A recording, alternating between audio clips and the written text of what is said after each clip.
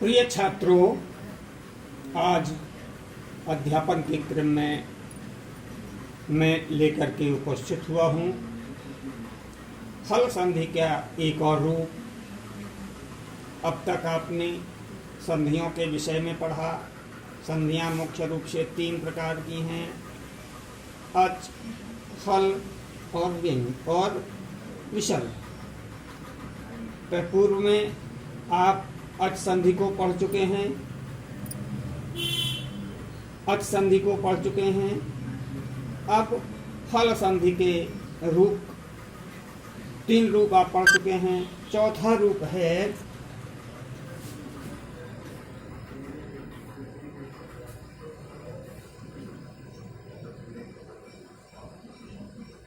शर्तो संधि।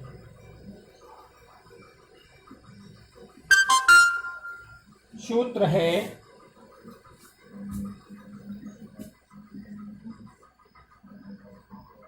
खरिच।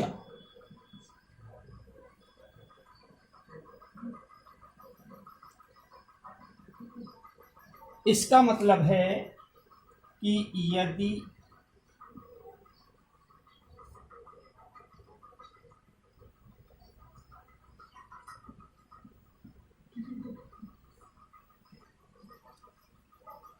झल के पश्चात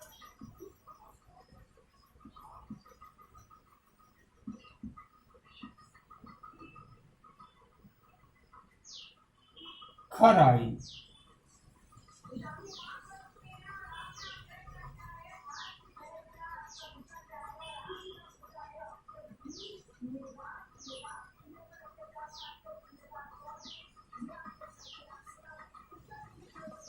तो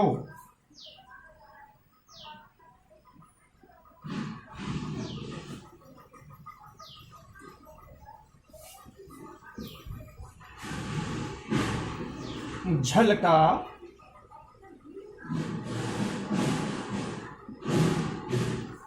चर हो जाता है।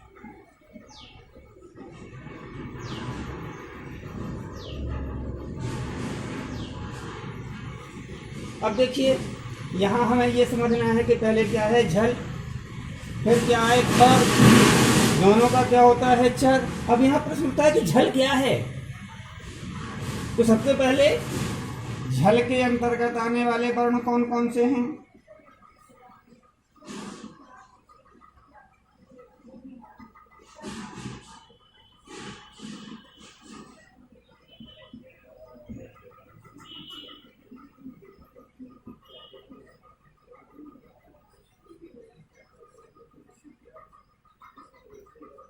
ये झल के अंतर्गत आते हैं किसी भी वर्ग का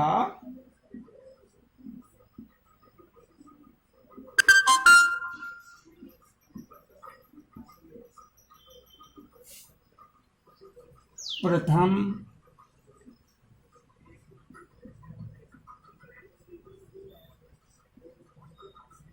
द्वितीय,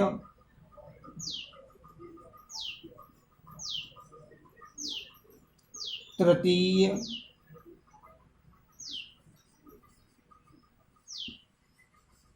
चतुर्थ वर्ण तथा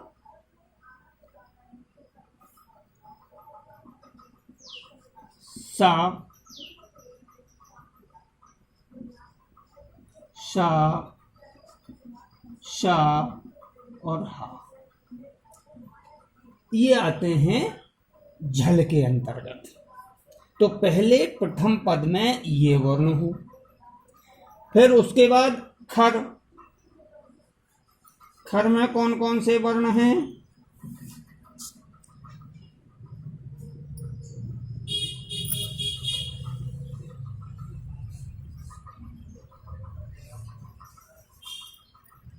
अब खर में आने वाले वर्ण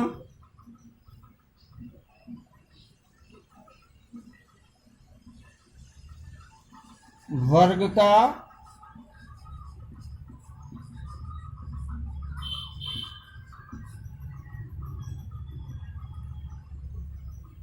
प्रथम,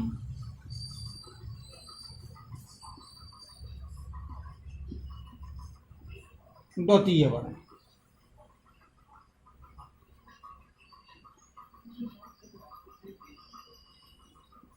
और तीनों प्रकार के सा।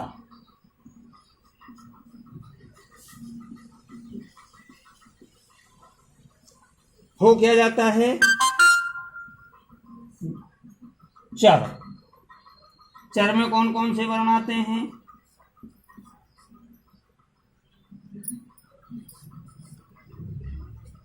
चर में कौन कौन से वर्ण आते हैं? वर्ग का, यहां अपने वर्ग का प्रथम वर्ण। अब देखिए, इसे हम एक उदाहरण के द्वारा समझते हैं कि किस तरीके से संधि बनती है। अब उदाहरण है, देखिए,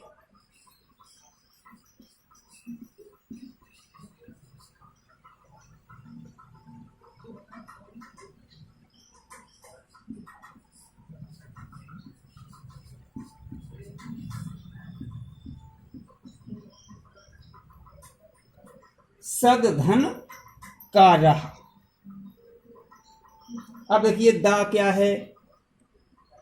झल के अंतर्गत किसी भी वर्ग का प्रथम, द्वितीय, तृतीय, चतुर्थ। दा, ता वर्ग का। ता, ठा, दा, तीसरा वर्ग। और उसके बाद क्या है? खर, किसी भी वर्ग का प्रथम एवं द्वितीय वर्ण। अब यहाँ ता वर्ग का प्रथम वर्ण है, तो यहाँ क्या होगा? ये जो ता वर्ग है, ता वर्ग का प्रथम वर्ण हो जाएगा। ता का क्या होगा? दा। नियम हमारा क्या कह रहा है? दा धन क,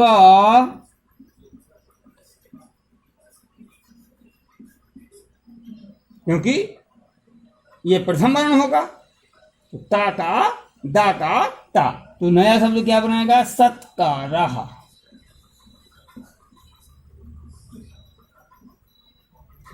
इसके अलावा दूसरा उदाहरण देखिए,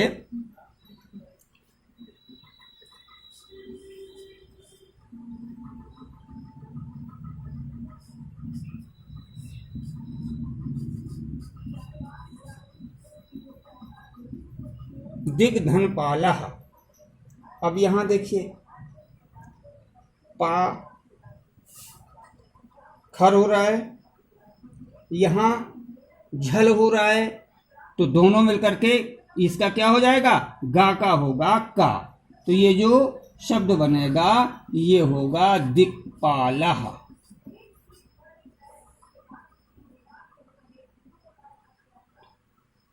यानी इसमें क्या मिला? ग धन प बराबर क। ऐसा है। आप लोगों को ये चीज समझ में आई होगी।